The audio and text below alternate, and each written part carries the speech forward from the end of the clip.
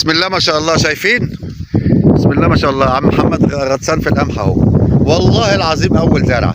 شوف الطوب والحجر اللي في سور البتاع عامل ازاي. الناس بتخاف من التربه دي. التربه دي طفله، هي دي التربه بتاعت الزراعه اللي هي ايه، ما بتحتاجش ميه كتير. اهي الغله اهي اهي، بسم الله ما شاء الله اهي. بسم الله الرحمن الرحيم. استاذ عمر، السلام عليكم ورحمه الله وبركاته. اعزائي المشاهدين السلام عليكم. استاذ عمر، العربيه دي نازله عندك اهي في الارض عندك. جبت لك طوبه عشان ابني لك البيت بتاعك ان شاء الله باذن واحد احد. النهارده برضو نازل الاسمنت ونازل الرمل، وبكره البنا نازل باذن واحد احد اسبوع، وهتصل بيك اقول لك تعالى استلم البيت بفضل الله. العربيه اهي في الارض اهي، تمام خلاص.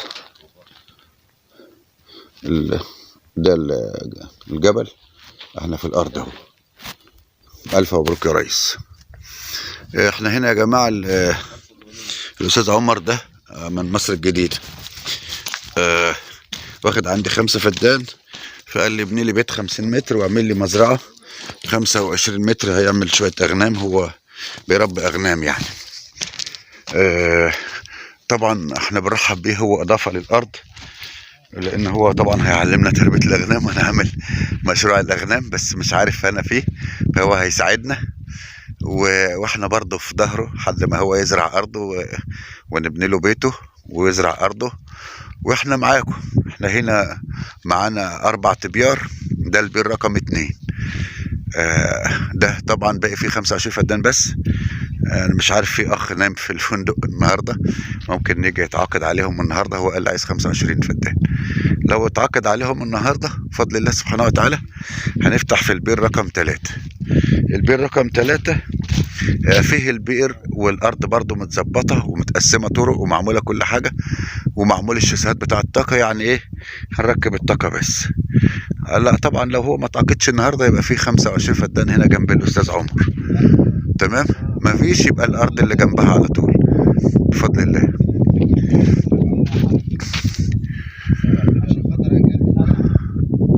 صباح الخير يا شباب.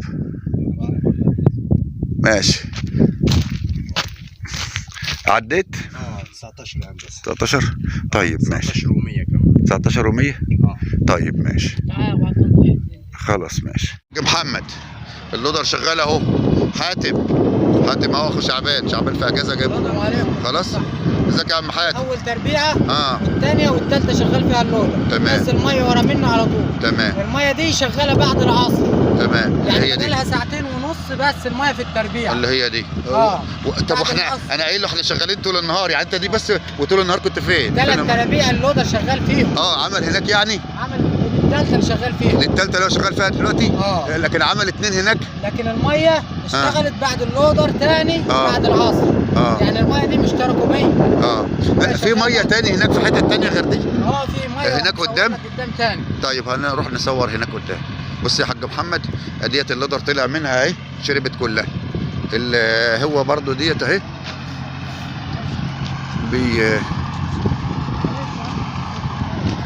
بص طلع منها اهي، طلع منها حاجات كتير، لان الحتت دي مش راضيه تشرب، هي شاربه من تحت اهي، بس دي طلع منها حاجات كتير. يا بيه يا بص يا عم حاتم، بدل ما يقعد يطلع يشيل لي ده يردم لي بيه تحت، لان هو يقعد يطلع هيعد ساعات. خلاص.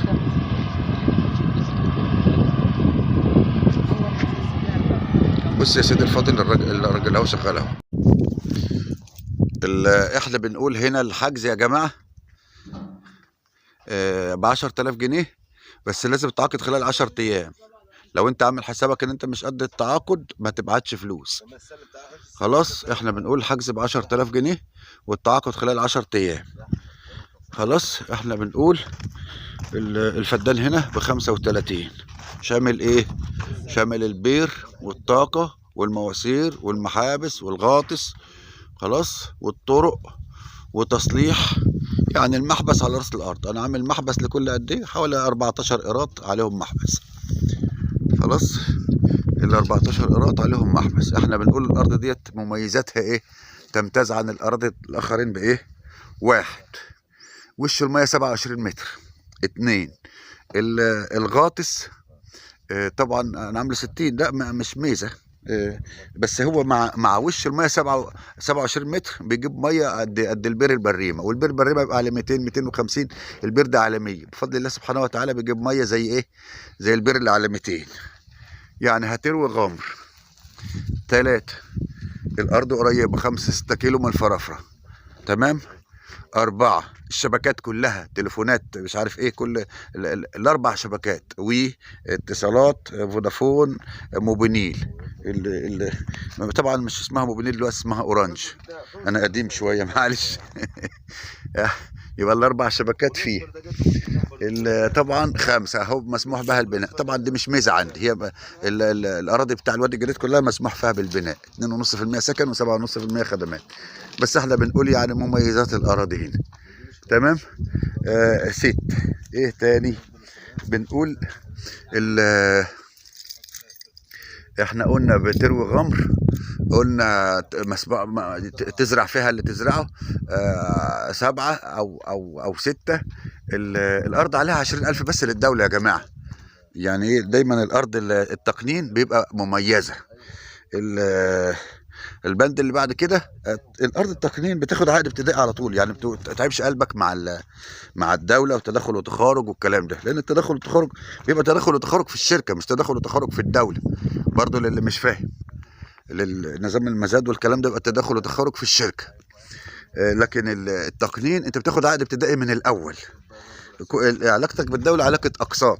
يعني ايه عقد ابتدائي؟ يعني مسموح لك تبيع الارض تشتريها.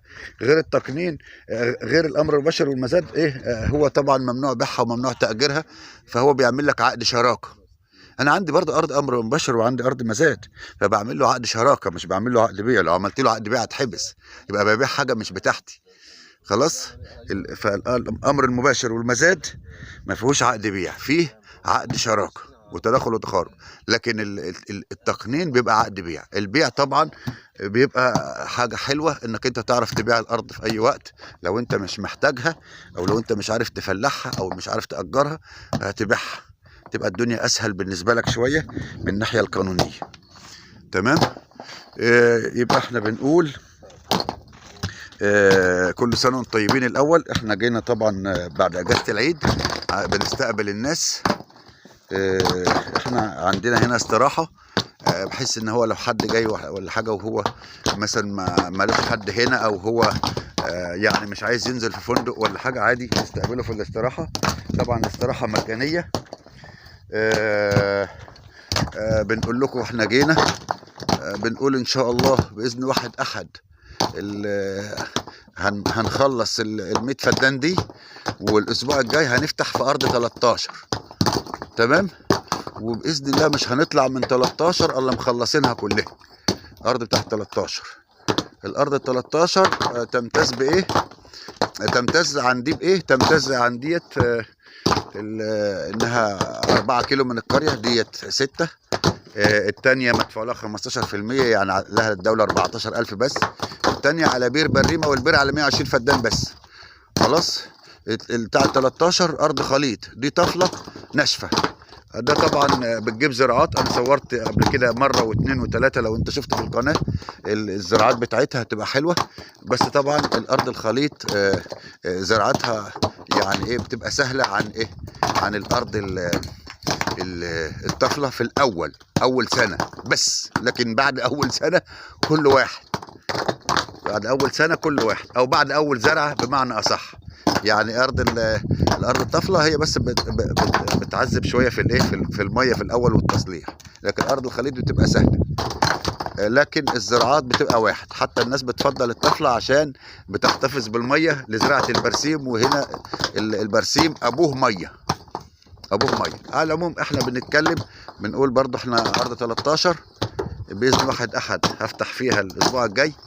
مش هنطلع من هناك الا واحنا مخلصينها بفضل الله سبحانه وتعالى. ارض 13 يا جماعه باقي فيها 60 فدان، البير على 120 فدان بس، وبير بريمه. الطاقه الشمسيه 65 كيلو، والغطس 75، تمام. بشكركم، والسلام عليكم ورحمه الله وبركاته. كان معكم محمد المحلاوي.